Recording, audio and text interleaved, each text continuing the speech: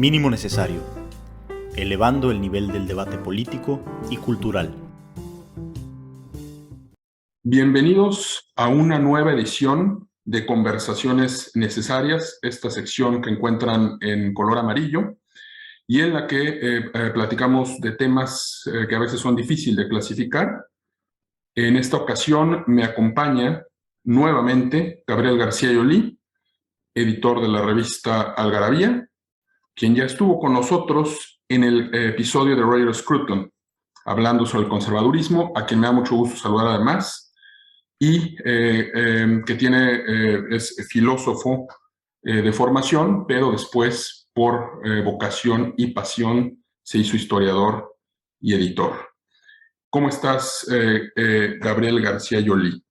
Muy bien, Alfonso, gracias por invitarme. Aunque más bien te tengo que corregir que siempre he sido historiador desde pequeño. Lo mío ha sido la historia y solamente por azares del destino acabé luego siendo filósofo. Pero incluso cuando mi aproximación a la filosofía o cuando he dado clases de filosofía, siempre mi metodología es cronológica y siempre es fijarme en el contexto. Y si hablo de Sócrates, hablo siempre de la guerra del Peloponeso y estas cosas porque me chocan las abstracciones de los filósofos. Entonces, sí, más bien desde pequeño que tenía, que me regalaron Playmobil de los vaqueros y los indios, y luego además de la caballería, me regalaron unos confederados, y entonces a los 6, 7 años ya sabía yo de la guerra civil de Estados Unidos. Entonces... fíjate que yo también soy, si lo podemos poner así, Team Playmobil. Lo preferí siempre al Lego, quizá por la tendencia a crear historias. Y en mi caso, pues es el recuerdo de los romanos y el recuerdo de la Edad Media, ¿no? Que eran dos temas, esos caballeros medievales que hacía Playmobil muy bien. También tuve de eso, sí. Bueno, pues, si nos ven padres de familia, para que consideren con mucho cuidado los juguetes que compran, porque miren los resultados. Ya no sé si son buenos o malos, pero aquí están. Pues sí, aquí están los resultados y sin duda, pues me identifico con esto que dices. Yo también, en la filosofía política que hago, trato de nutrir el ejercicio formal, el ejercicio lógico, el ejercicio de los conceptos, siempre con disciplinas como la historia, como la antropología, como la literatura. Creo que eso, a mí me parecen como muchos autores siempre muy interesantes cuando hacen estos cruces, ¿no? Que ahora le llaman enfoques interdisciplinarios, pero hay que irse con cuidado porque luego salen estos Frankensteins, ¿no? Que tampoco tienen ni pies ni cabeza. Pero bueno, ya dejando de lado estas disquisiciones sobre la niñez, Playmobil y las disciplinas, la vez pasada tú me expresas con emoción, me hacías recordar que este año se celebra un aniversario importantísimo, el 80 aniversario de los ataques del entonces imperio japonés a Pearl Harbor en Hawái, Estados Unidos. Y tenías la inquietud de que conversáramos sobre eso, y yo pienso que es una conversación necesaria por el simple hecho de que toca muchísimos temas. Toca el tema de historia, toca el tema de la filosofía, toca el tema de filosofía política, toca el tema también de literatura, el tema de cómo se ha manejado incluso este acontecimiento en el cine.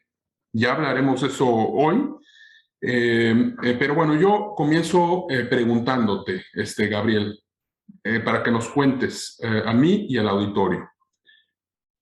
¿Qué es esto de, o sea, no quiero decir como la cosa, pero el fenómeno del ataque japonés a Pearl Harbor? ¿Tú por dónde empezarías a trazar, a bosquejar esta conversación?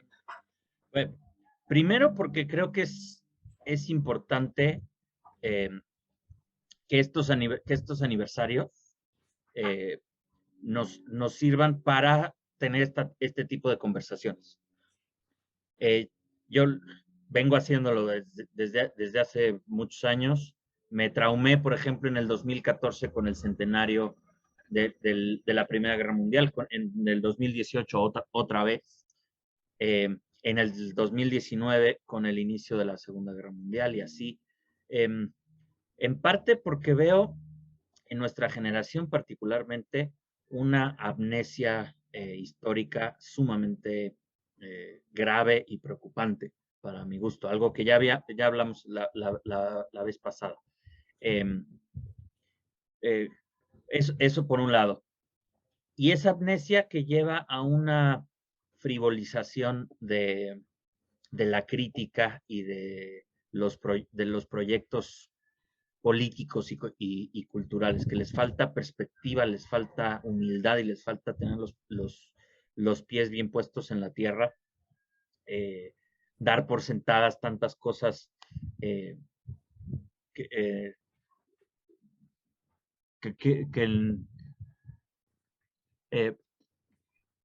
damos por sentadas tantas cosas positivas en el mundo que son producto de estas crisis anteriores, que al no entender estas crisis tomamos por automáticas y entonces las descuidamos y cuando en realidad son sumamente frágiles. Y una cosa personal que me marcó mucho en su momento es la grandísima oportunidad que tuve de convivir, aunque sea muy brevemente, y de conversar con algunos veteranos de la guerra. Y hoy, con cada aniversario que pasa, pues me parte el corazón que ya no están. Y que en los próximos 10 años van a desaparecer ya los últimos. Incluso si uno tenía 16 años en el 7 de diciembre de 1941, pues quiere decir que tiene 96 años actualmente. Y entonces que justo en el momento en el que necesitamos más esa memoria histórica, la Greatest Generation, esta generación que lo vivió en carne propia y lo pudo transformar, lo pudo redimir, digámoslo así, ¿no? Pues está pronta a desaparecer y entonces la Segunda Guerra Mundial, al igual que la Primera o las guerras napoleónicas, pues solamente va a existir ya en los libros, ya no va a perder este componente humano hondo que a mí al conversar con estos veteranos me marcó profundamente. Y pues cada que vienen estas conmemoraciones, siempre invitan a los veteranos allí cada vez más viejitos, cada vez menos, cada vez más encorvados o en silla de ruedas con sus medallitas en el pecho. Y pues me parece sumamente importante recordar el aspecto humano de esta gente que lo vivió y el espejearlo con respecto a nuestra propia generación, que tenemos, por supuesto, nuestros propios problemas, nuestros propios retos, y no porque seamos mejores ni peores, pero que sí les podemos aprender muchísimo a estos testimonios y a estos acontecimientos. Por eso me importa mucho hacer énfasis en estas rememoraciones y tomarlas como pretexto para estas conversaciones. Eso es lo primero que tendría que decir, ¿no? Permíteme ahí detenerte un momento, porque tú empiezas desde la parte humana, desde la parte del testimonio vivo, que también es un método recurrente, era un método recurrente en las ciencias sociales y que generalmente ha ido cayendo en desuso, que es el trabajo de campo, por un lado, la entrevista, la conversación, el material etnográfico. Y con base en ese material empírico, se empezaban a desarrollar teorías, se empezaban a bosquejar explicaciones de los fenómenos sociales. Entonces me agrada que empieces así y me gustaría a mí rescatar a dos autores interesantes que nos pueden servir. El primero es Maurice Albers, sociólogo de la memoria colectiva. De hecho, él, si no mal recuerdo, murió en el campo de concentración de Buchenwald. Entonces, de alguna manera también fue víctima de este gran moloch que fue la Segunda Guerra Mundial. Pero lo traigo a cuento porque él habla él distingue entre la memoria individual y la memoria colectiva. Y él propone esta idea de que nosotros como seres humanos estamos en una sociedad y ergo se va construyendo como colectividad esta memoria nutrida de momentos, de acontecimientos que nos permiten como recordar el origen de una sociedad. Siempre es difícil, o sea, bueno, él también como que parte de esta idea de que la memoria individual tiende a perderse, de no ser que esté entrelazada en esta memoria colectiva, de no ser que esté plasmada en diarios, en un material escrito que, como dices, al final del día es lo único que queda. Eso es lo primero. El segundo es Emil Durkheim, también sociólogo, que en 1912 escribió un texto del que me gustaría leerte una cita para que tú me digas tu opinión, que proviene de las formas elementales de la vida religiosa. No puede haber sociedad que no sienta la necesidad de mantener y reafirmar a intervalos regulares los sentimientos y las ideas colectivas que constituyen una unidad y su personalidad.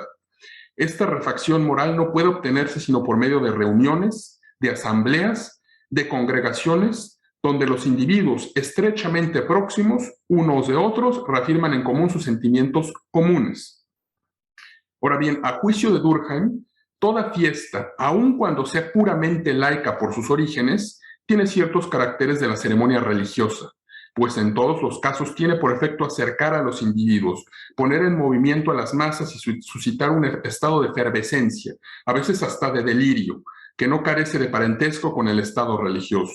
El hombre es transportado fuera de sí, distraído de sus ocupaciones y sus preocupaciones ordinarias.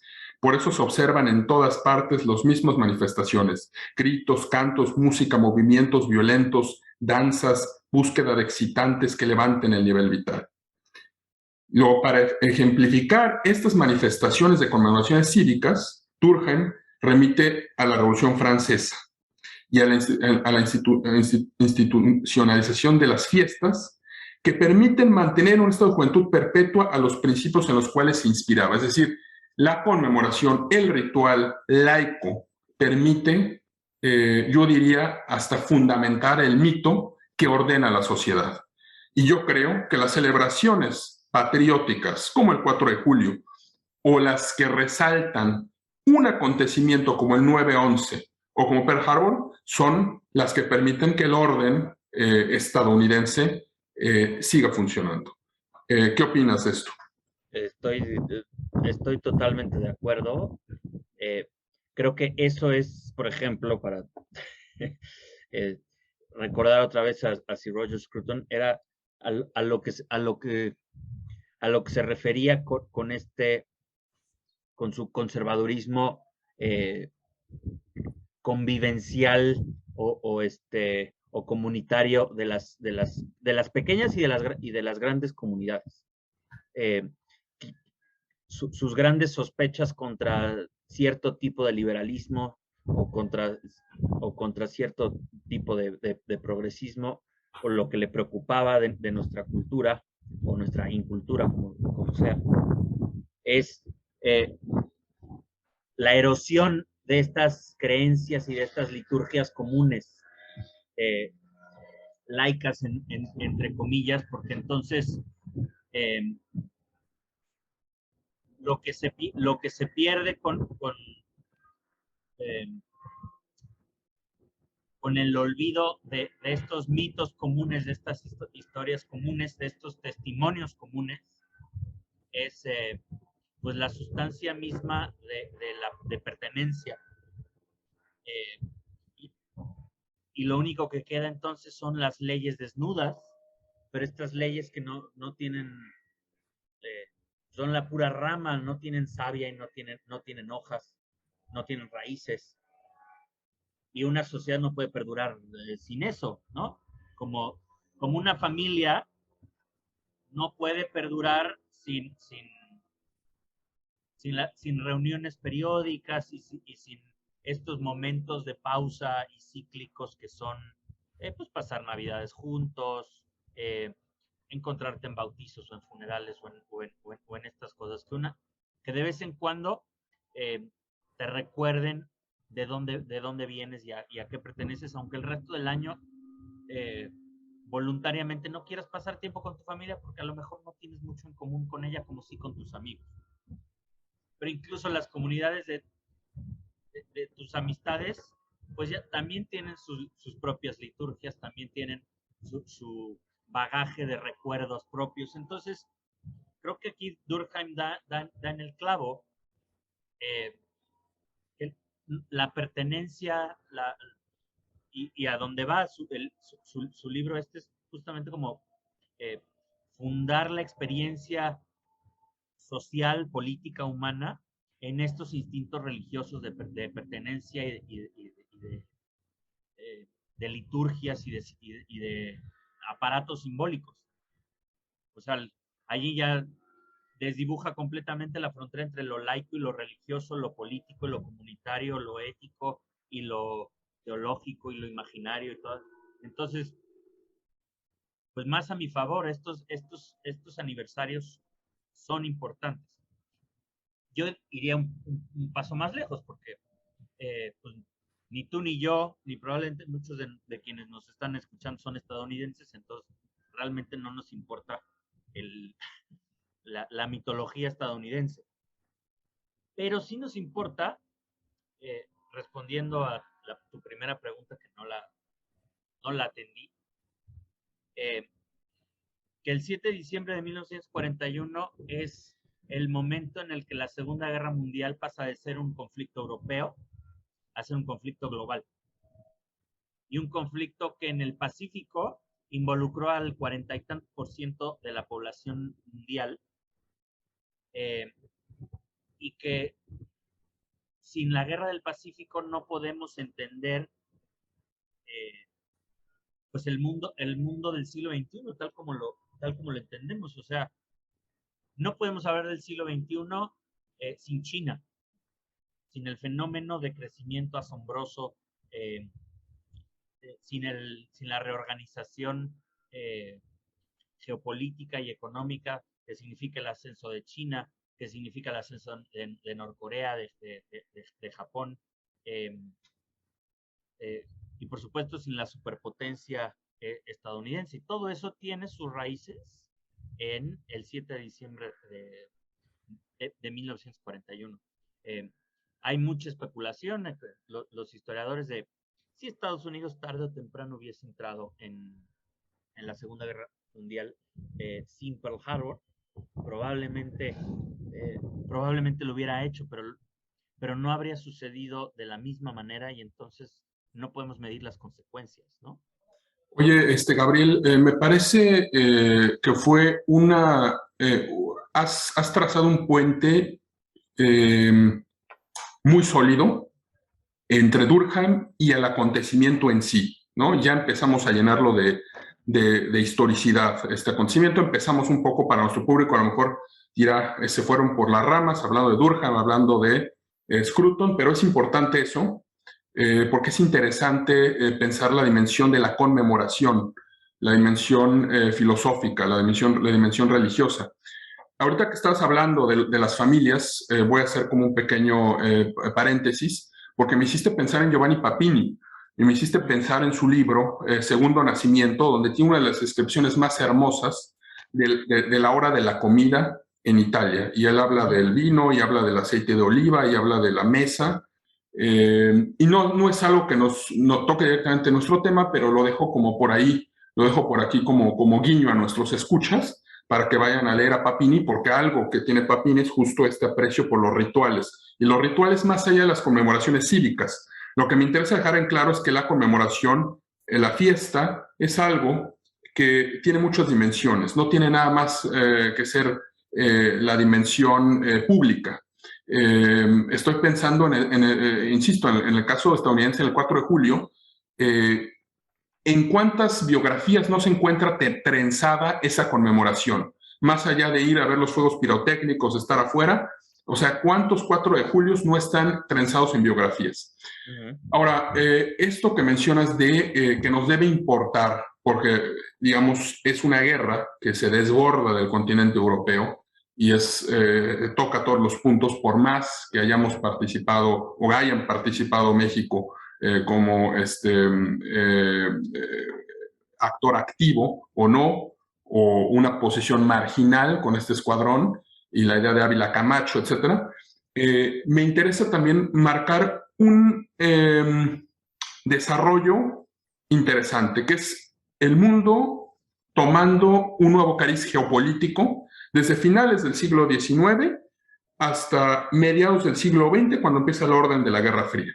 Este orden de esferas, Lebensraum es la palabra alemán, que es de hecho la teoría geopolítica que sustenta el régimen nacionalsocialista en la Segunda Guerra Mundial y que es el origen, digamos en términos geopolíticos, de la Blitzkrieg contra Polonia, el inicio de la Segunda Guerra Mundial. Pero como ese espacio de Lebensraum, hay una doctrina Monroe formulada un siglo anterior, pero que también tiene que ver con el desarrollo de un hemisferio de seguridad en América. Y asimismo hay una doctrina geopolítica japonesa. Es decir, Japón empieza a concebir el sudeste asiático como una esfera de coprosperidad, como y de ahí se deriva, por ejemplo, estos ataques o estas apropiaciones de la Manchuria, por ejemplo. Me parece también algo que tenemos que mencionar es que Japón, digamos antes de Pearl Harbor, o sea, Japón inicia el siglo con 2 guerras que lo empiezan a conformar como potencia geopolítica, como potencia con aspiraciones globales, que es la guerra contra la Rusia, donde acaba de dar esa estocada la Rusia de los Ares, y la primera guerra contra China. Que después va a ser la reedición en medio de la Segunda Guerra Mundial con el bombardeo de Shanghái y la matanza de Nankín. Pero bueno, quiero nada más dejar esto, ¿no? Eso como aquí introducirlo y pues no sé tú cómo ves esta geopolítica. Sí, creo que ese es parte del el giro que la nueva historiografía de la Segunda Guerra Mundial ha dado, de trazar los orígenes del 7 de diciembre de 1941, en irnos hasta principios de siglo, hasta la modernización de Japón, ¿no?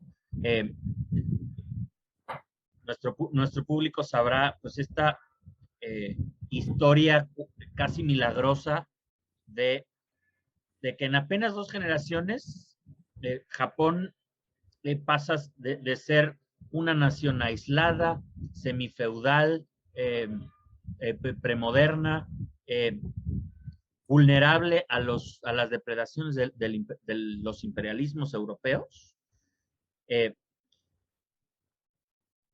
En la era Meiji pasa, pues en cosa de 40 años, nada más, a ser una potencia industrial, una potencia que no solo se puede defender frente al imperialismo occidental, sino que desarrolla su propia versión imperialista, y Japón se moderniza, se urbaniza, se industrializa, tiene cines, tiene periódicos, tiene diplomáticos de levita y mujeres con falda y varones con pantalón, ¿no? Eso en la superficie, pero debajo de esa superficie hay una serie de tendencias o de instintos colectivos sumamente contradictorios, muy, muy peligrosos, que a lo largo de las siguientes décadas van a irse, pues, descomponiendo hasta llegar a las agresiones constantes de Japón. Que una guerra, una historia de la Guerra del Pacífico no empieza en 1941, empieza en 1932, con la invasión de Manchuria primero, y luego con el polo central de la Guerra del Pacífico, que es la guerra en China. Eso, por ejemplo, Richard Frank, que es quizá el máximo historiador actual de la Guerra del Pacífico, tiene una trilogía verdaderamente espectacular con toda la historiografía más avanzada actualmente. Justo dice, se pelea con las narrativas de la Guerra del Pacífico, que son parciales en temporalidad y parciales en geografía, y centradas en el papel de Estados Unidos, cuando dicen no, el principal beligerante de toda la Guerra del Pacífico, pues es el más grandote, el que más años sufre la guerra y el que más alto costo humano tiene la guerra, que es China. Desde 1932, que le quitan un pedazo, pues el pedazo más industrializado y avanzado del país, que es Manchuria. Quien haya visto esta gran película de Bertolucci, El último emperador, pues sabe que la historia de China termina el capítulo de su monarquía milenaria precisamente en Manchuria con la ocupación japonesa, con el títere Puyi, Manchukuo, ¿no? pues puesto en el trono de Manchukuo por los japoneses.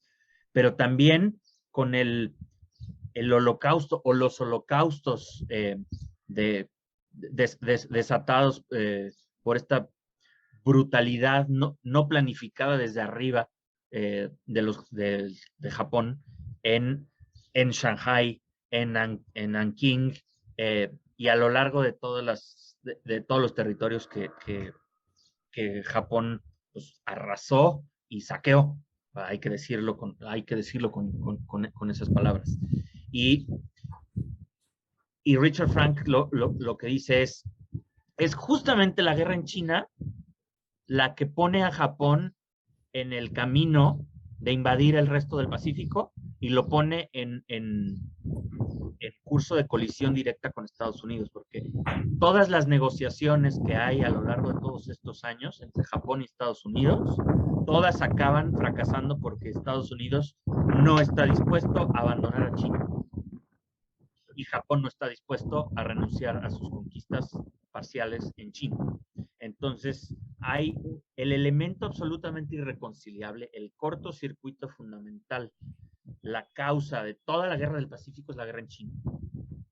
Entonces, el epicentro de toda la guerra del Pacífico es China, y pues la consecuencia más importante de la guerra del Pacífico a largo plazo es precisamente lo que sucede en China. No habría habido triunfo de los comunistas en 1949 sin la guerra del Pacífico. Y si no hay si no hay revolución china, entonces quiere decir que la guerra de Corea y la de Vietnam no habrían sucedido prácticamente, que el desmoronamiento de los imperios europeos en el Pacífico no habrían sucedido, o al menos no de la misma manera. No habría habido revolución cultural, no habría habido la triangulación de la détente de Kissinger y Nixon en los 70s, y por lo tanto la Guerra Fría sería muy distinta, no habría habido Deng Xiaoping, y entonces pues vaya, habría habido coronavirus sin el laboratorio virológico de Wuhan. En fin, ¿no? Creo que lo primero que hay que hacer es dimensionar esta guerra colosal. O sea, se murieron 40 millones de personas en el Pacífico en estos 10 años. no son 10, son en estos 13 años, del 32 al 45. Entonces, las consecuencias de este conflicto, que llegan a su clímax, en efecto, el 7-8 de diciembre, con los ataques japoneses, porque acordémonos que en esas fechas Japón no solamente ataca Pearl Harbor, sino que ataca Hong Kong, ataca la península de Malaya, las Indias orientales holandesas, la isla de Guam, la isla de Wake, las Filipinas y un montón de territorios en la Blitzkrieg japonesa. Entonces, literalmente de la noche a la mañana vemos que la guerra se vuelve mundial en serio, deja de ser un conflicto focalizado en China y focalizado en Europa, a desparramarse a la mitad del mundo, y desparramarse además con una violencia completamente sin parangón en la ya de por sí violentísima historia del mundo y del continente asiático. Y esa parte no la dimensionamos adecuadamente. Gabriel, ahorita en esto que estamos ya navegando por aguas de la historia, que estamos poniendo muchos detalles de lo que fue y hemos llegado a la conclusión, bueno, más bien hemos insistido en que esta historia que estamos tratando hoy de ponerle contornos no inició el 7 de diciembre, sino que tiene una larga cadena de acontecimientos que van a desembocar en ese ataque. Ahorita, con tus comentarios, has ido perfilando varios aspectos muy estimulantes sobre este acontecimiento, que creo que nos van a dar pie a ir sacando ramas de este árbol o de esta semilla que es Pearl Harbor. Ya ahorita iniciamos un poco rastreando esta raíz y nos llevó a Manchuria, por ahí salió Bertolucci, que digamos es una película moderna, pero se refiere a este estado títere de Manchukuo. Hablamos de esta expansión en el sudeste asiático o en busca de materia prima, del cambio de la era Meiji al Japón industrializado. Y yo quisiera retomar una declaración, la declaración de guerra del 8 de diciembre. Porque ahorita te voy a decir por qué eso resume un poco lo que hemos estado ahorita mencionando. O sea, aquí el tema es que el presidente Roosevelt, estadounidense, lo llama el 7 de diciembre de 1941 una fecha que pervivirá en la infamia. Los Estados Unidos de América fueron sorpresiva y deliberadamente atacados por fuerzas navales y aéreas del Japón. Las hostilidades han comenzado. No hay duda de que nuestro pueblo, nuestro territorio y nuestros intereses están en grave peligro. Con la confianza puesta en nuestras fuerzas armadas, con la ilimitada determinación de nuestro pueblo, obtendremos, Dios mediante, el triunfo inevitable.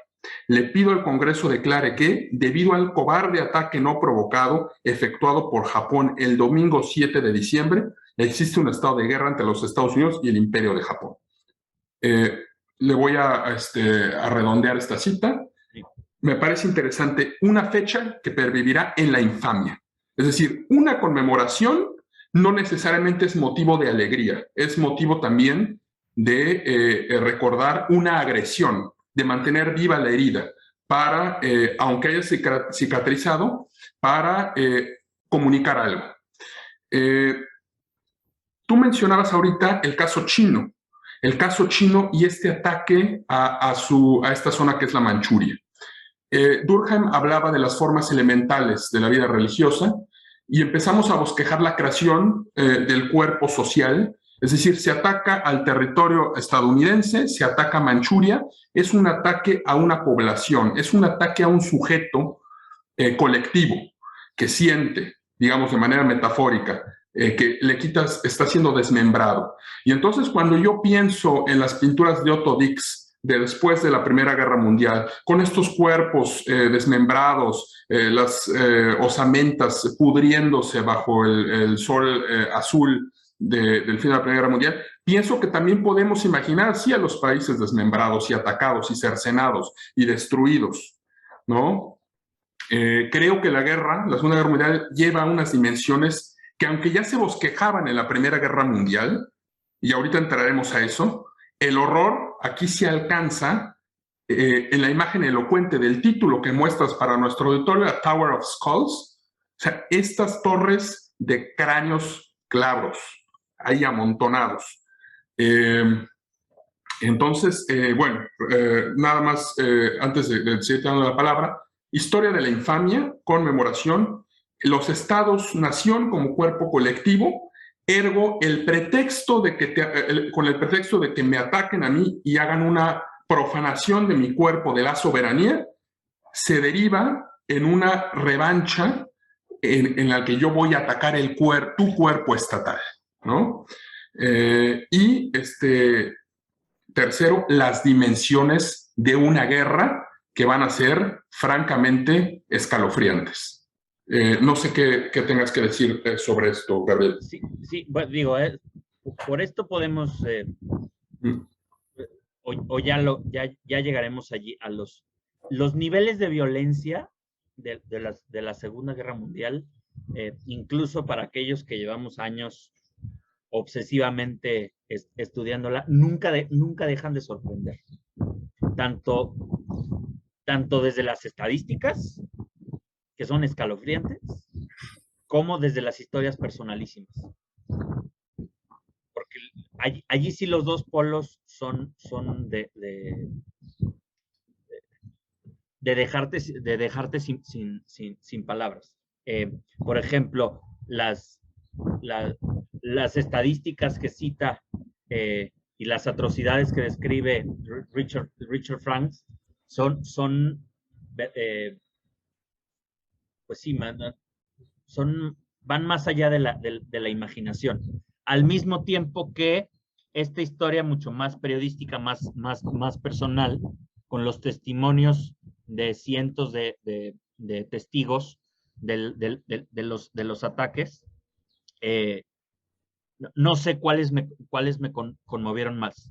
Si las descripciones de la violación de Nankín, o lo que los marineros de 18, 19 años del Oklahoma o del West Virginia o del Arizona tenían que decir acerca de que un mes después del ataque seguían oliendo a petróleo su piel cuando se tiraron al agua y el agua estaba llena del combustible derramado de los barcos, el olor de carne quemada. Yo no sabía, por ejemplo, que hablando de fiestas navideñas, el 25 de diciembre de 1941 es la última entrada de un diario que se encontró en un compartimento del Oklahoma, de marineros atrapados en el ataque cuando se volteó el acorazado. Entonces quiere decir que del 7 de diciembre al 25 de diciembre hubo varios marineros que no pudieron rescatar y que se murieron de hambre o veto a saber qué, ¿no? Esa clase de cosas, por el nivel de violencia es inaudito. Y otra, perdón, el resto de la pregunta era... Bueno, ahorita puntualizamos lo de los horrores de la guerra, porque tengo yo algo ahí que decir desde el frente de Europa continental. Pero hablaba yo también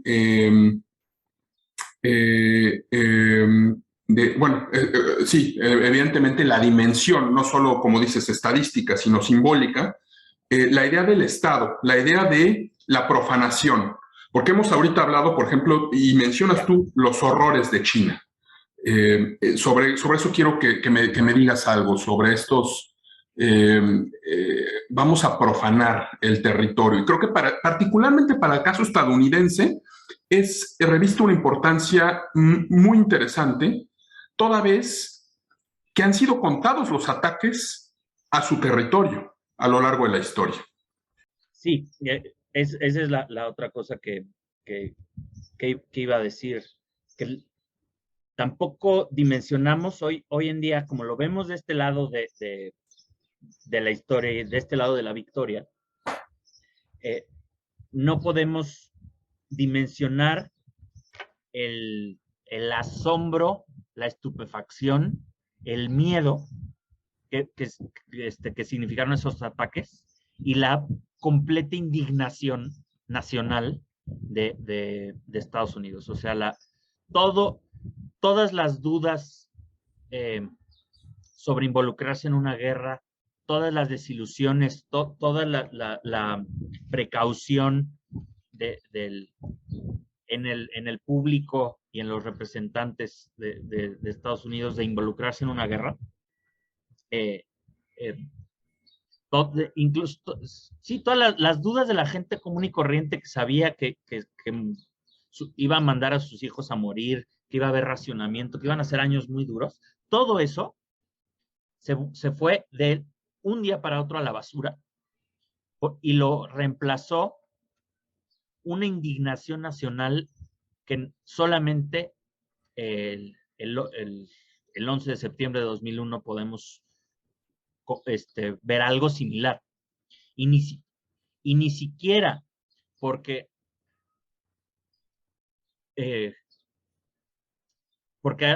al menos en el 9/11 los perpetradores al menos a eso hay que reconocerle a la administración Bush que siempre tuvo muy claro que se trataba de grupos terroristas o de extremistas, ¿no? Y de Osama Bin Laden y gente muy, muy particular. En la Segunda Guerra Mundial sí es un estado completo, sí es casi una raza la que es la perpetradora. Y entonces a la indignación completamente justificada de un ataque sorpresivo, ahí podemos debatir si provocado o no provocado, ¿no? Pero ciertamente sorpresivo y sin una declaración de guerra de por medio, que allí además es añadir, ¿cómo se dice en inglés? Insult to injury. Se monta además sobre, pues hay que decirlo ciertamente, sobre un racismo muy, muy patente que los Estados Unidos no tenían, por ejemplo, frente a los alemanes. Bueno, y que los japoneses tenían también frente a los occidentales.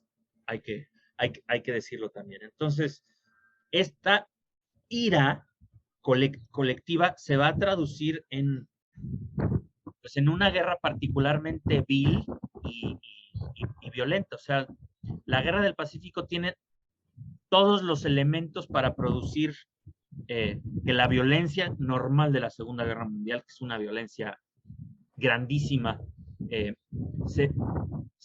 tenga un elemento increíblemente tóxico además. Quizá solamente la vemos en exceso de toxicidad en el frente oriental europeo de la Segunda Guerra Mundial, donde le ponemos a los dos peores dictadores de la historia europea a jugar vencidas a ver quién es más hijo de puta. Y sobre el tablero, sobre la mesa con cristalería de Bohemia y Moravia, con artesanías polacas, con cosas. Entonces, en ese juego de vencidas, todo esa cristalería hecho pedazos en el piso, ¿no? Por usar la metáfora. Sí, pero en la Guerra del Pacífico tenemos así por un lado, lo que veo yo es una grandísima incomprensión entre los dos bandos, una ignorancia el uno del otro, ignorancia culpable, como la de Kant, un desprecio grandísimo entre uno y otro bando, que lo que hace Pearl Harbor es que una guerra común y corriente se vuelve en una cruzada, en una cruzada moral de venganza radical ante un pueblo que se ve traicionero, racialmente inferior, y que además la manera que tiene Japón de conducirse en la Segunda Guerra Mundial es completamente atroz e incomprensible para los occidentales. No solamente el tratamiento de civiles de los japoneses en general, a los civiles y a los prisioneros de guerra que prácticamente no tiene parangón, salvo en Europa. Pero además la conducta de los soldados de realmente no rendirse nunca, o suicidarse para llevarse a los más enemigos posibles a la tumba, todo eso conspira para sacar lo peor de la psique estadounidense en la Guerra del Pacífico. Entonces ahí es de un salvajismo esta guerra por toda esta combinación tóxica de elementos que tenemos que ver. Y eso hace que la narrativa de la Guerra del Pacífico es una narrativa muy redonda de empezar la guerra con una derrota producto de la negligencia y de la poca preparación, a acabar con una victoria definitiva y contundente y que sienta las bases para la prosperidad y la hegemonía global de Estados Unidos. Y simbólicamente muy acabada, porque si uno va a Hawái,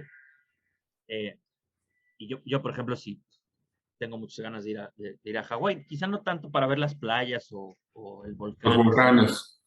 Sino justamente para ir a Pearl Harbor, donde están dos monumentos, uno al lado del otro.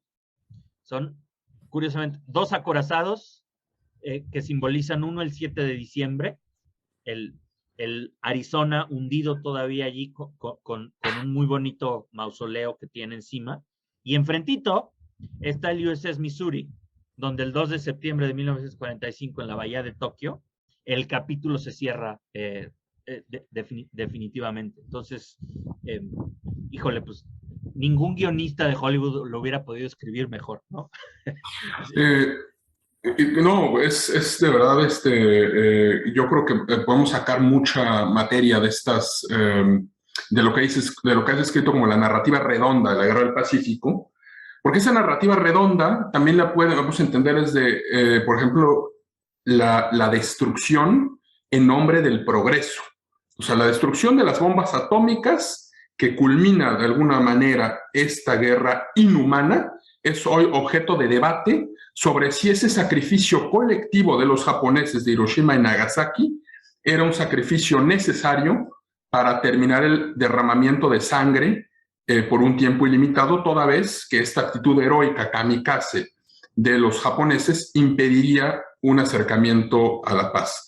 Pero antes de pasar a esto y de ligarlo con las... Bueno, déjame hacer un detalle curioso que yo no sabía, que resulta que la explosión más grande de la historia hasta 1941 es precisamente la del Arizona. Una sola bomba mató a 1,177 marineros. Es la explosión más letal de toda la historia humana. Ni siquiera las minas en Messines en 1917 mataron a tanta gente junta una sola explosión. Hasta el 6 de agosto de 1945. Claro. Entonces, también allí se cierra el arco de venganza. Como se cierra el arco de venganza que empezó en Nanking, se cierra con los bombardeos de Tokio. Como el bombardeo de Varsovia o de Rotterdam o de Londres se cierra con el de Hamburgo o con el de Dresde. Justo eso iba, Gabriel, justo iba a este arco de la venganza que tú ya has señalado. Pero antes sí quiero insistir en que la Segunda Guerra Mundial es una guerra donde ya se pierde por completo la distinción entre el combatiente y la población civil.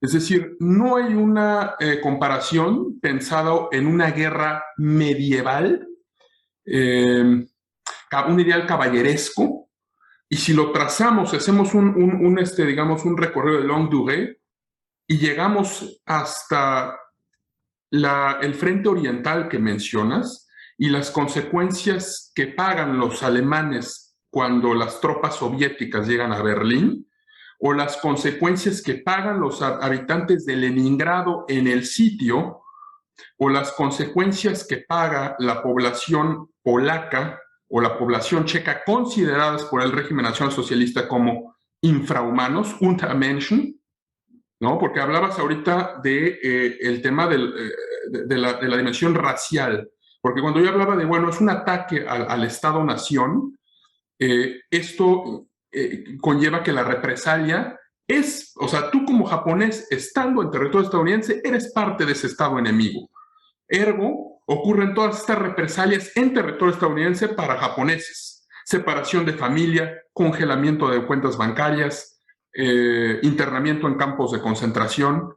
Y todo eso es la historia de la Segunda Guerra Mundial, ¿no? Desde el crimen innombrable del Holocausto judío, pero pasando también por las atrocidades en territorio chino, los campos de concentración y los experimentos llevados a cabo con la población civil.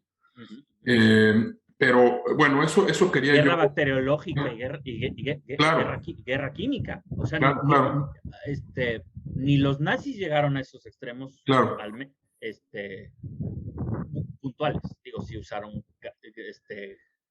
gas venenoso, sí, en masa, pero no, no en el campo de batalla. Exacto. Bueno, sí quería puntualizar eso, ¿no? La idea de la represalia.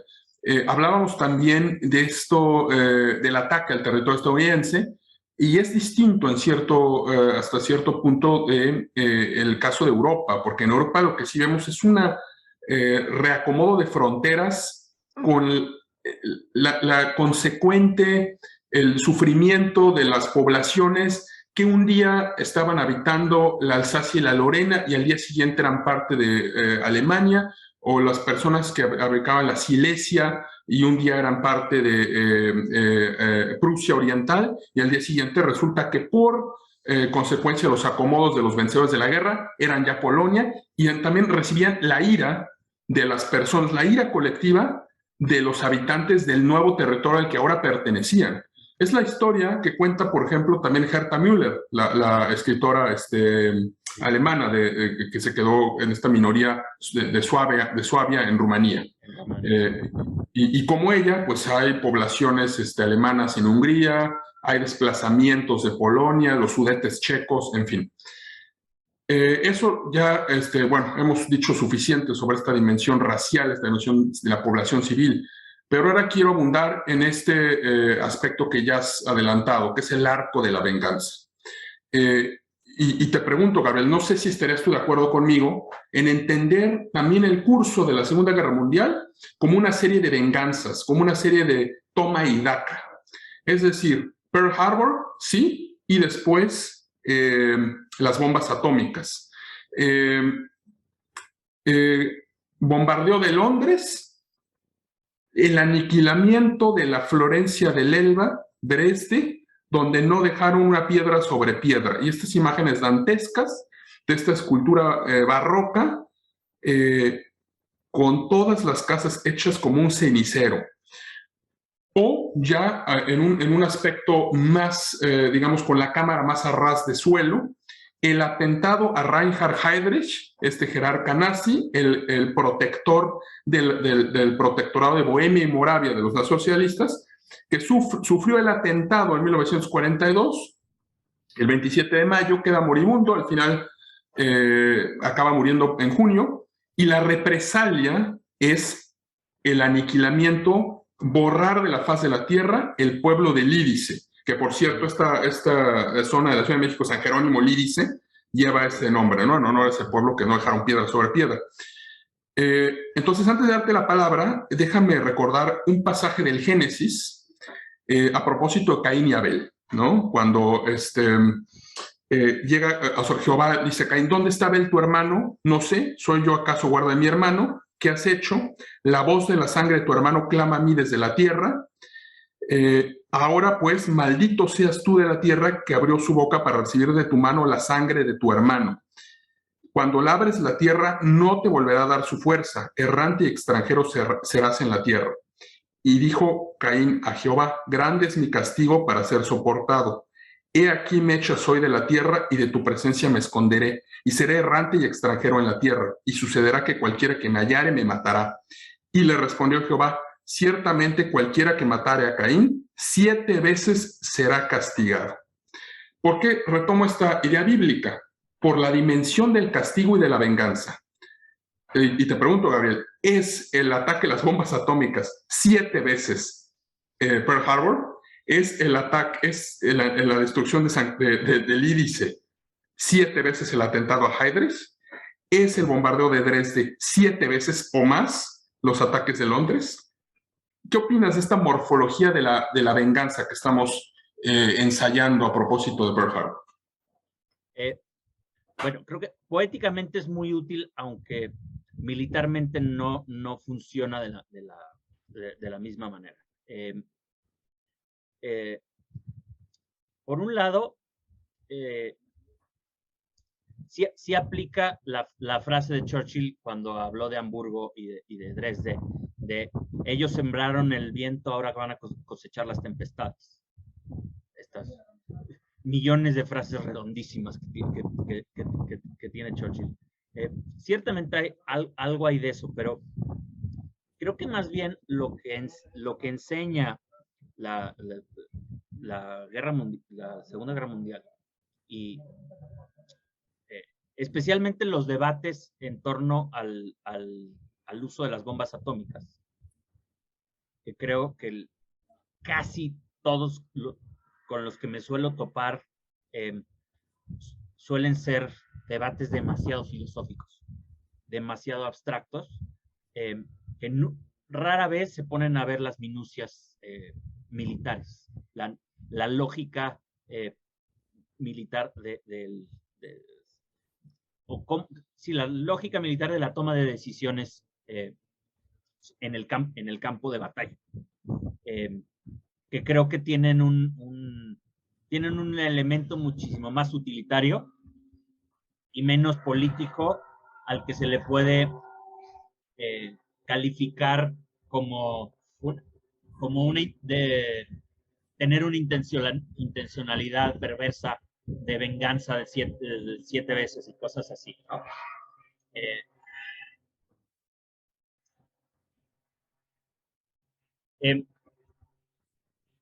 Creo que lo que suele no comprenderse a mi juicio es que tal parecería que concebimos la guerra y las cosas que suceden en la guerra bajo categorías de la filosofía política, que suelen ser categorías para considerar el orden permanente de las cosas en tiempos de paz.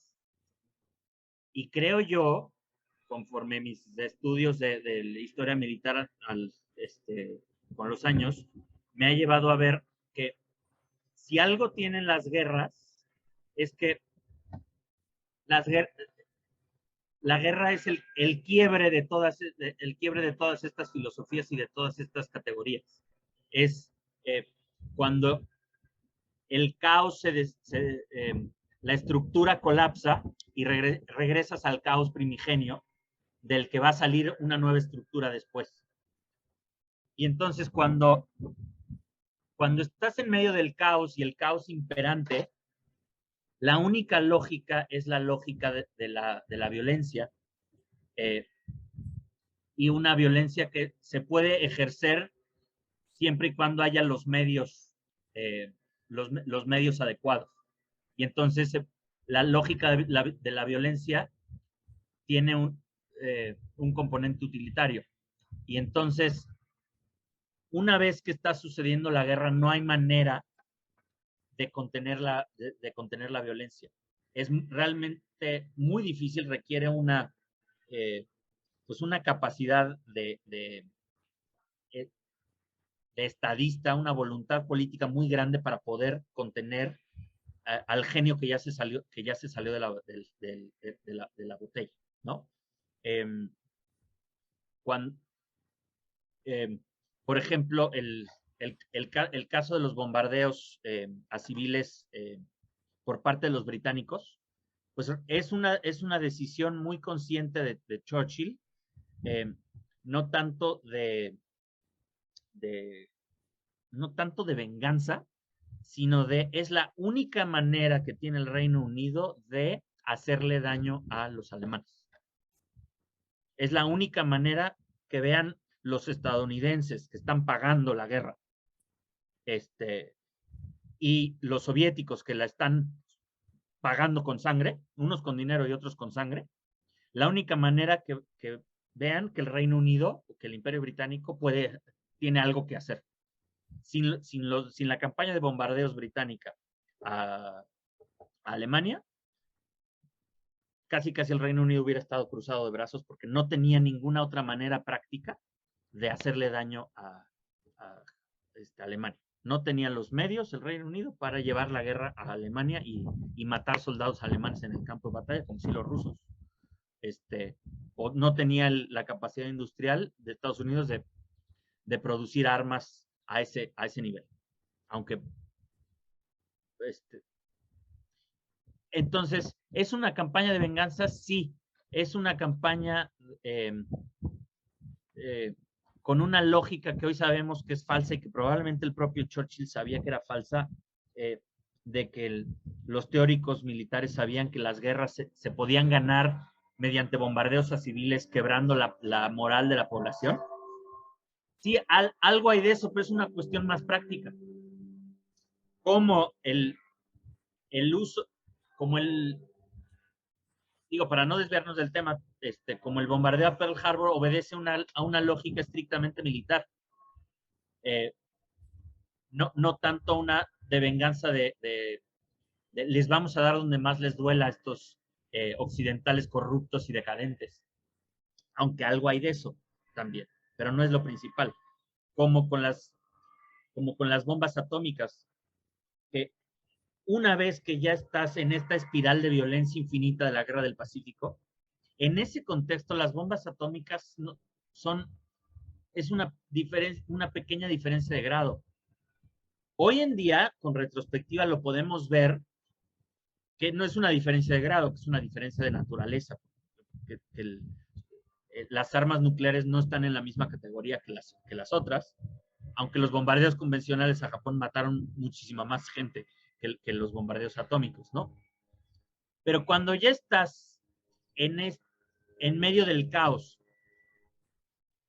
donde no hay el beneficio de la historia, de que ya sabes qué va a pasar, es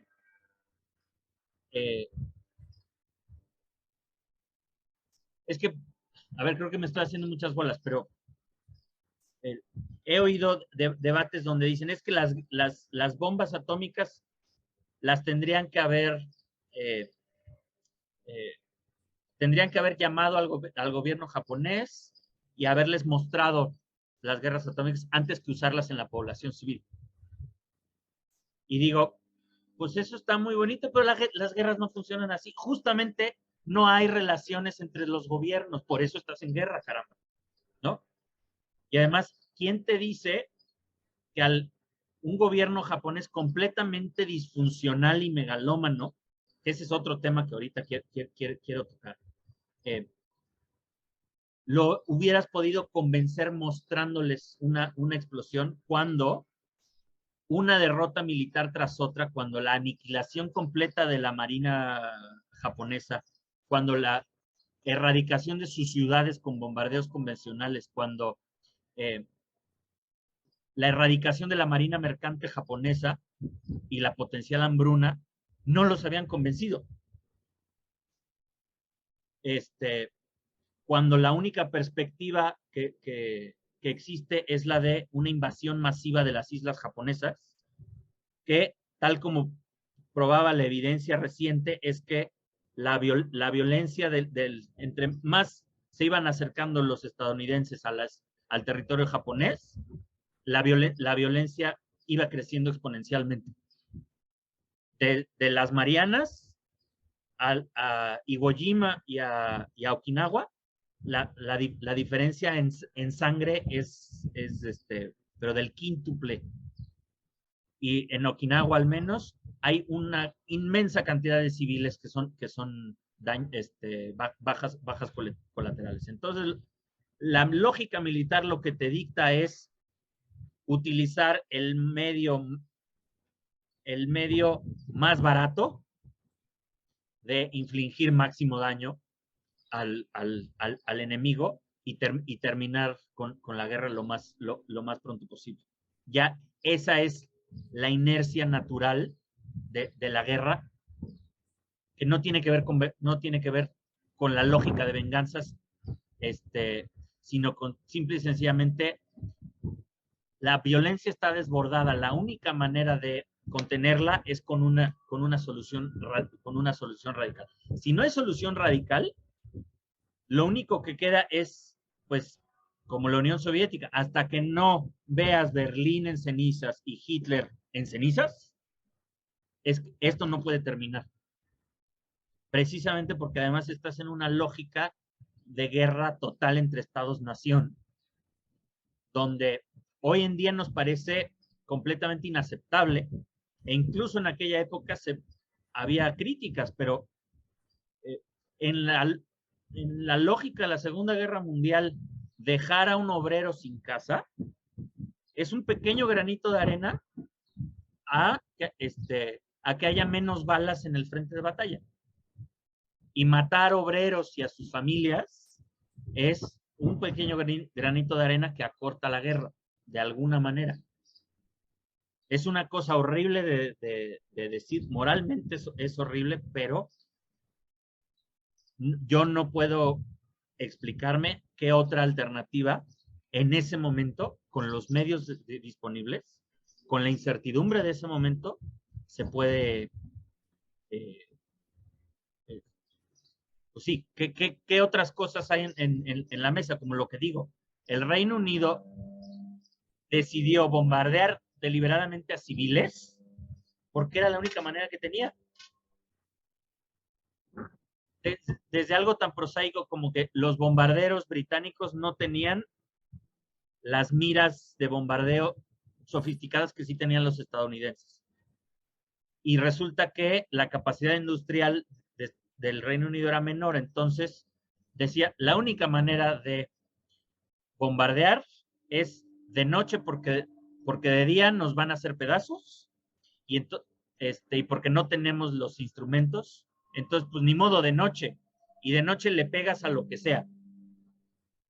Y le pegas pues a los obreros alemanes y sus casas y sus fábricas y a ver qué pasa.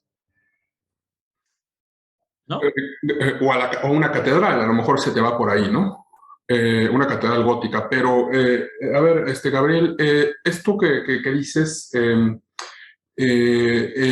complementa y también nos ayuda a replantear los enfoques que hemos como sugerido aquí. Yo hablaba también de la venganza, un poco para decir, y por eso la idea bíblica de la pelea, la fratricida, ¿no? Entre Caín y Abel, para hacer a lo mejor un poco una reflexión de la naturaleza humana. Y me gusta que tú digas, que tú introduzcas el componente militar, porque eso nos permite, como dices, llenar los conceptos abstractos de otras lógicas que también están ahí, que no se excluyen, pero que se complementan. Y me hace pensar en tres autores. Me hace pensar primero en René Girard, filósofo, crítico literario, teólogo que me gusta mucho con su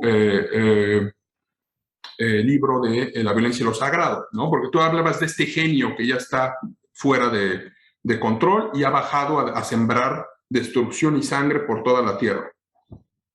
Entonces, ese es un poco el problema para las sociedades arcaicas, que cuando se desata la violencia, es posible que la misma sociedad acabe destruida por esa cadena de violencia, ¿no? De ahí la necesidad del chivo expiatorio y de ahí la necesidad de los rituales y del sacrificio para concentrar toda la violencia en un punto y asegurar así la supervivencia de la comunidad.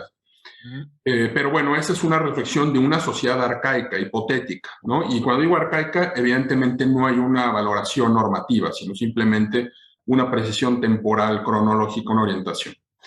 Pero vemos que también esa lógica, de alguna manera, está presente también en la Segunda Guerra Mundial.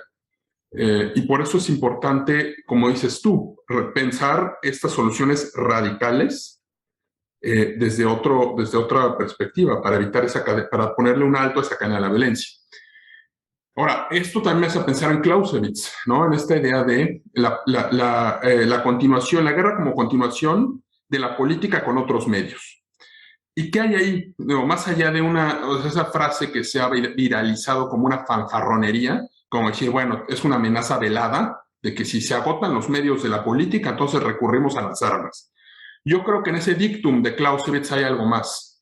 Hay una idea de que la guerra es una forma de estructurar también, como la política, ¿no? Y la guerra tiene sus estructuras, y la guerra permite ciertas cosas, y la guerra a lo mejor permite alcanzar cosas que la misma política ya no te daba más, ¿no?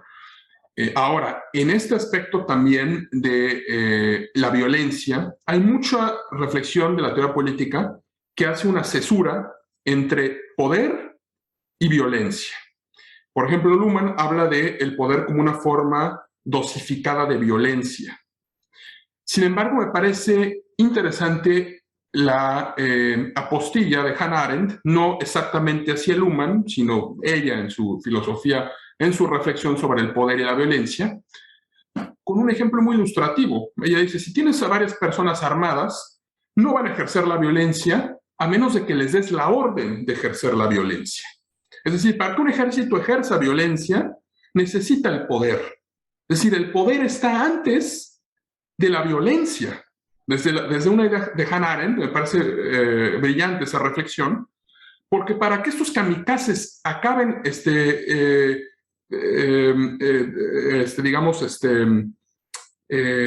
cayéndose como ícaros en el frente del Pacífico, después de cumplir con su misión para el emperador Hirohito, para el sol naciente, y alcanzar a lo mejor un más allá donde están todas las personas heroicas, pues es necesario que venga una orden, y esa orden se deriva del poder.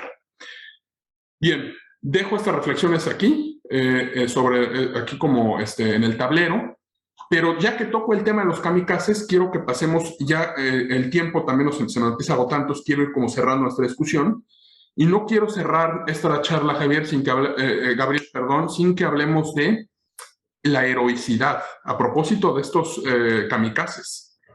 Es decir, hay en esta Segunda Guerra Mundial una idea del héroe. Es decir, no en vano el régimen nacional socialista apelaba a la mitología germánica, apelaba al Valhalla, apelaba de hecho, hay autores que piensan que Hitler concebía la batalla de Berlín, el fin, como la última destrucción necesaria de la cosmogonía de los nibelungos para que renaciera de esa destrucción final la vida, ¿no? Del holocausto final de Berlín. Yukio Mishima, este autor japonés, escribió en uno de sus libros, que ahorita no recuerdo exactamente cuál, pero es esta tetralogía del mar de la fertilidad, que la alianza del eje era la alianza entre dioses germánicos, del panteón italiano, romano, y los dioses japoneses. Es decir, hay una idea heroica, y ligo todo esto que he como desperdigado a propósito de la celebración de Pearl Harbor. Es decir, la celebración de Pearl Harbor ocurre en una época, este 80 aniversario, en la que esa idea heroica de la guerra ha desaparecido casi por completo. Y si tú lo ves distinto, por favor, házmelo saber. Pero yo lo veo así. Si acaso estoy pensando en cómo mueren los terroristas hoy islámicos cuando hacen un atentado en la redacción de Charlie Hebdo, hay todavía una idea de que les esperan más allá a los héroes que mueren en esta batalla. Pero, digamos, en la Europa moderna, en Estados Unidos moderna, ha desaparecido esa heroicidad. A lo que hoy se le rinde tributo es a las víctimas. O sea, hay un cambio de paradigma también ahí. Y quiero que me digas tu opinión sobre este aniversario, que supongo que hubiera sido distinto en caso de estar Trump, al que ahora está. No sé qué piensas de esta idea del heroísmo a propósito del aniversario. Es una pregunta interesante, aunque complicada, porque me llamó mucho la atención que, por ejemplo, esta historia de Pearl Harbor culmina con un anexo de las medallas de honor del Congreso, que es la más alta condecoración militar de los Estados Unidos, con todas las que se otorgaron ese día, muchas de ellas póstumas. Y casi... entonces hay un concepto de heroísmo distinto, creo yo, que es, y que podríamos decir que es una evolución sana del concepto del concepto original que vemos en la Ilíada, al menos en Occidente, que son personas que, renunciando a su seguridad personal, yendo más allá de la línea del deber, hacen cosas a las que no estaban obligados en pro de los demás. Por ejemplo, ahorita no me acuerdo los nombres, pero uno de los ingenieros, de los barcos bombardeados, que se quedó bajo cubierta encargándose de que las calderas de uno de los barcos, no sé si el West Virginia o cuál era, que permaneciera, pese a los daños que había y pese a que se estaba inundando todo, permaneciera encendida, porque así había electricidad para todo el barco, y entonces las defensas antiaéreas del barco y las compuertas eléctricas y las bombas para contener los incendios podían seguir funcionando. Y resulta que quemaduras después, que se murieran todos sus subordinados, que los evacuaran, de todas maneras bajó y siguió trabajando allí hasta que se murió. Entonces, es un concepto de heroísmo, de abnegación extrema, que me parece distinta, que no es el héroe que mata, aquel que mata 400 soldados enemigos es el héroe, sino aquel que se deja matar salvando a sus compañeros, ¿no? Es una idea quizá muy occidental, muy cristiana, o no sé. Algo hay de eso, y creo que parte del mito de la narrativa que nace en Pearl Harbor son todas estas historias, y está lleno, es muy conmovedor el número de historias. Está, por ejemplo, el cocinero Miller, sí es del West Virginia, que agarra un arma antiaérea y se pone a defender su barco, y es una figura importantísima para los derechos civiles, porque todavía estaba segregada la Armada de Estados Unidos. Y los voluntarios que se fueron a donar sangre, y las enfermeras, que se ponen pues a limpiar quemaduras de petróleo, estas cosas terribles, o o los voluntarios para ir a sacar a los marinos atrapados en el Oklahoma o en el California que se voltearon. En fin. Y esta narrativa de no solo hay que vengar Pearl Harbor y este ataque infame de Japón, que estaba negociando al mismo tiempo que planeaba el ataque, ¿no? Que es parte lo que encabrona tanto a Roosevelt y al pueblo estadounidense, ¿no? Este doblez. Sino hay que estar a la altura del sacrificio de Pearl Harbor, ¿no?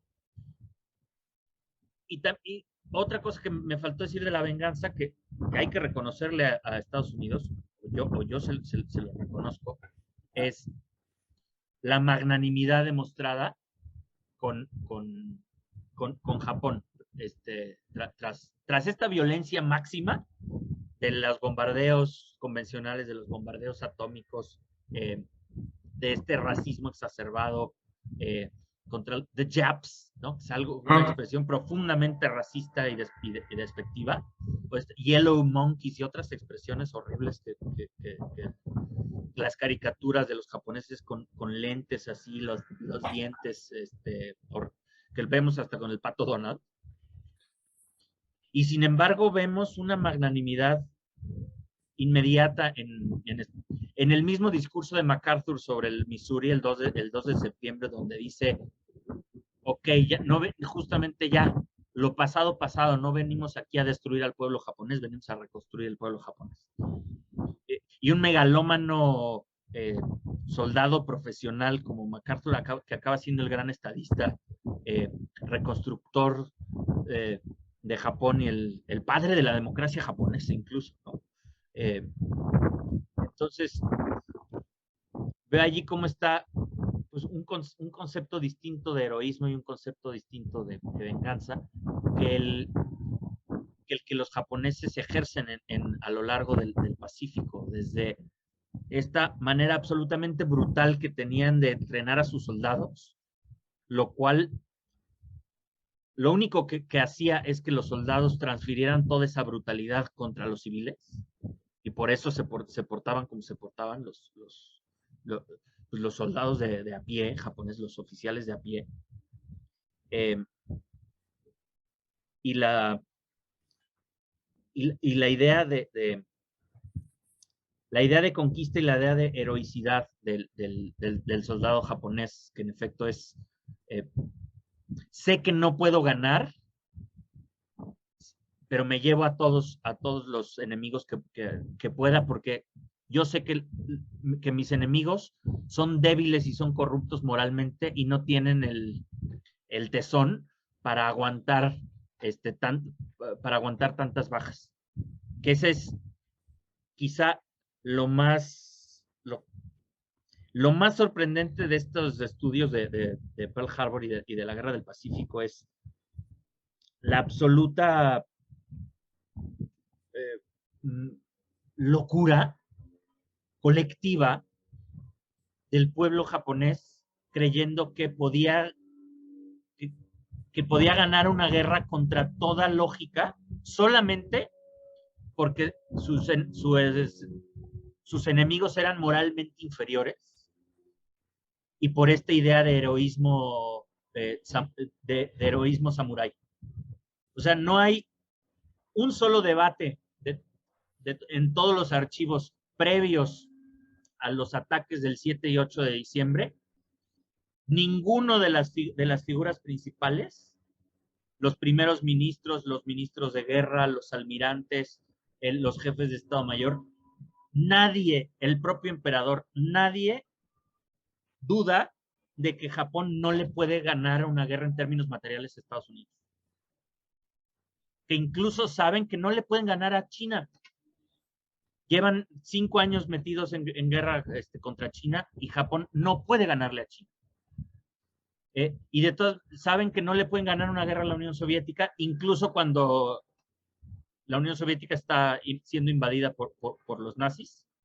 Y de todas maneras, entre las opciones que barajan es echarse encima al Imperio Británico, a los Estados Unidos, a la Unión Soviética y a China al mismo tiempo, a sabiendas de que no tienen el dinero, no tienen la industria, no tienen los recursos humanos, pero creen que sus enemigos desprecian tanto a sus enemigos y tienen una imagen tan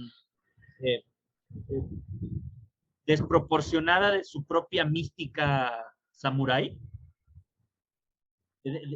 O sea que el heroísmo es más que suficiente para ganar una guerra.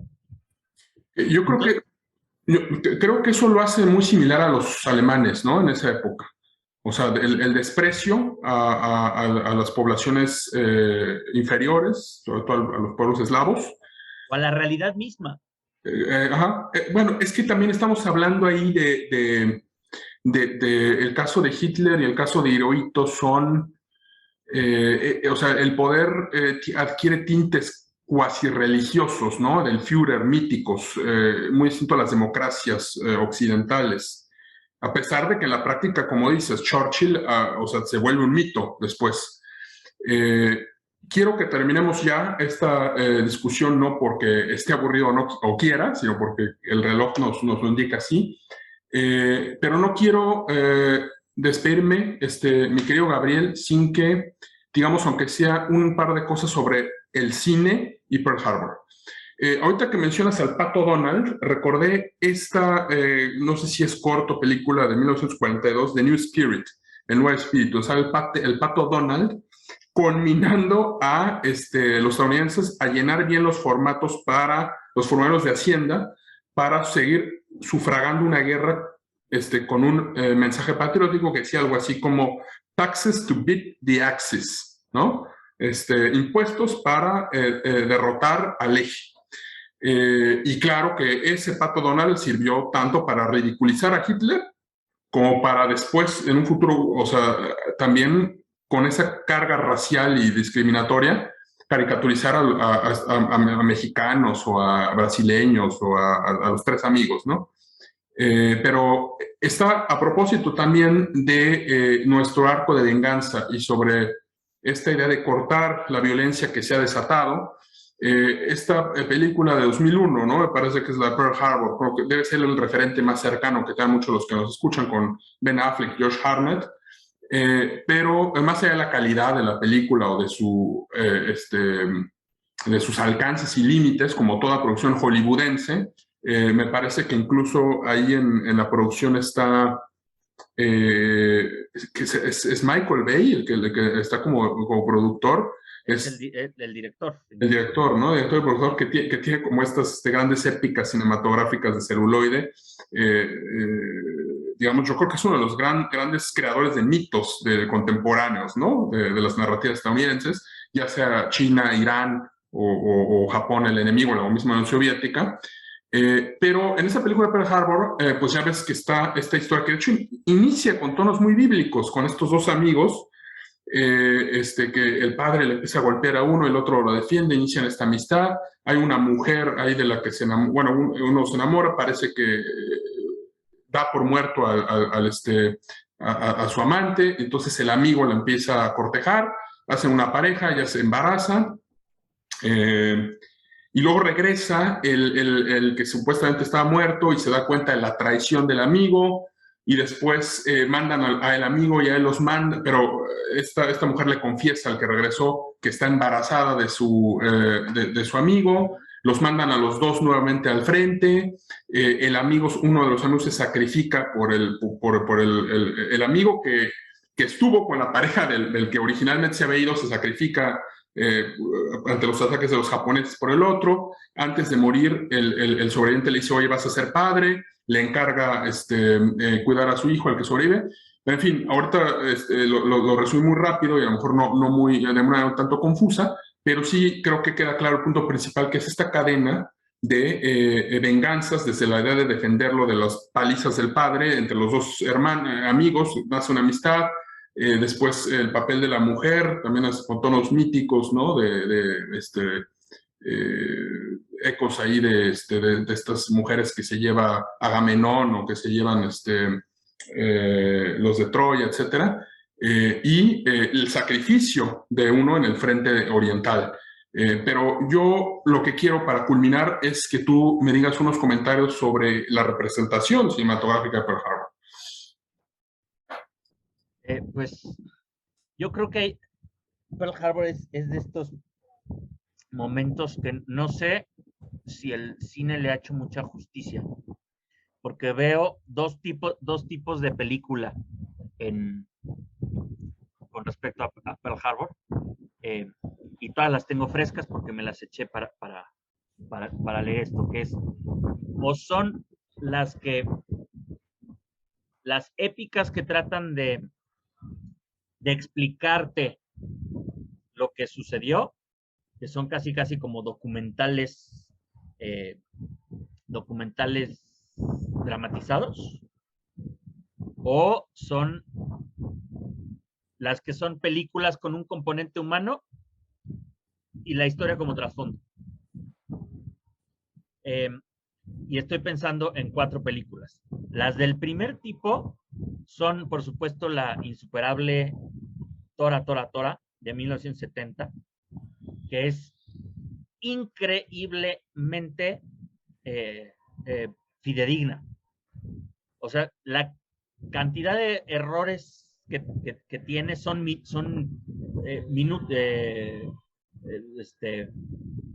Peccata minuta. Son peccata minuta. Es verdaderamente bien construida y bien realizada de principio a fin, con una visión equilibrada, no moralizante, muy objetiva, fílmicamente muy bien realizada de la historia. No más que es un plomazo de película, porque no tiene un componente humano que te lleve, ¿no? Claro. Y algo muy parecido hicieron hace apenas 2 años con Midway, que empieza justamente en Pearl Harbor, y te van desde Pearl Harbor hasta Midway como para cerrar el ciclo, con además el raid de Doolittle, el primer bombardeo a Tokio en medio. Entonces, esa es todavía peor que Tora, Tora, Tora, porque te quieren meter 3 cosas complicadísimas en una película que es más corta que Tora, Tora, Tora. Y le meten mucho CGI y lo que sea, pero igual es históricamente fidedigna, pero pues es muy difícil seguir a tanto personaje.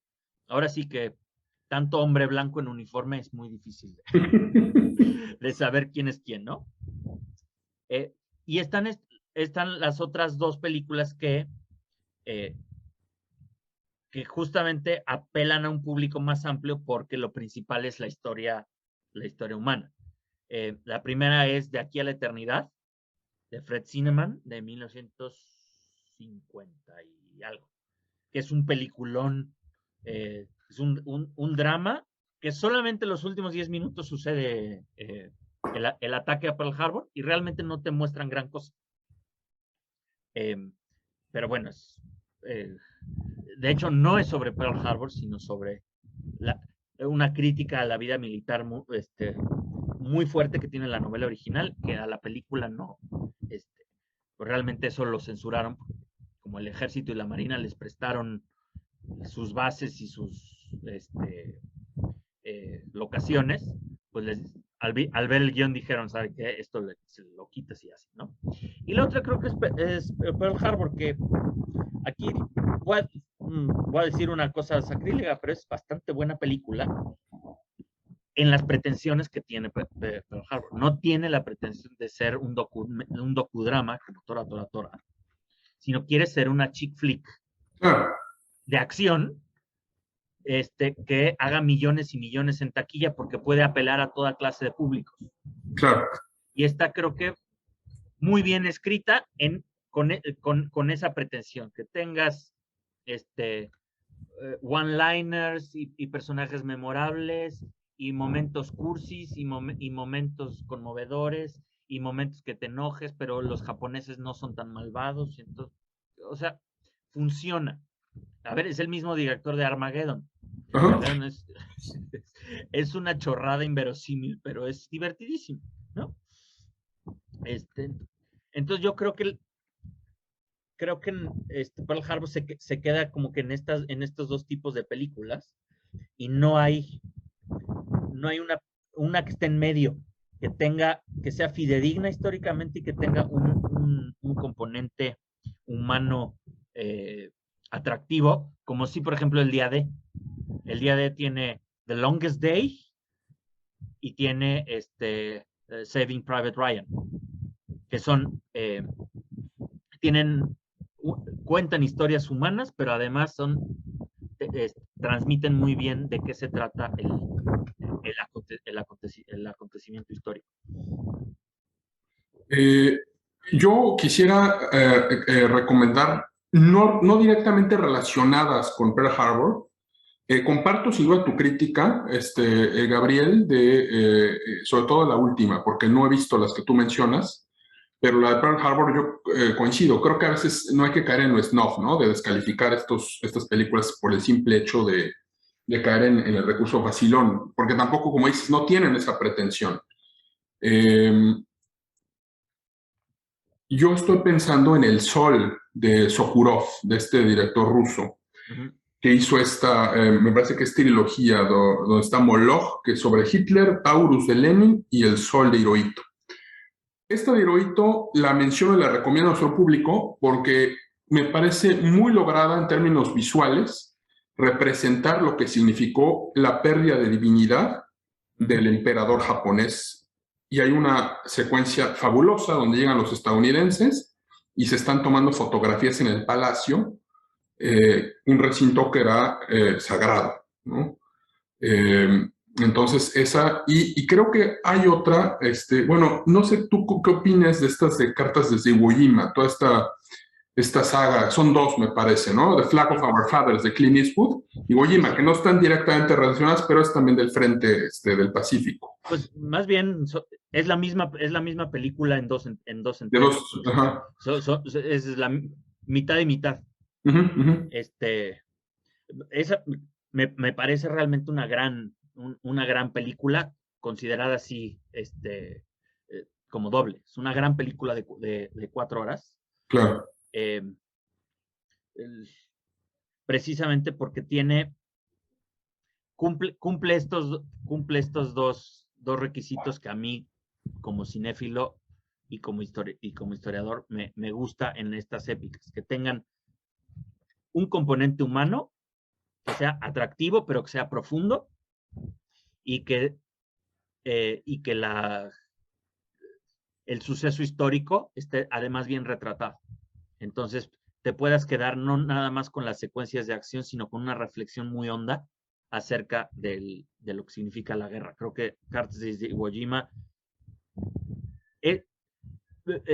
ilustra muy bien lo que dije hace rato, de construye tanto la mitología del héroe estadounidense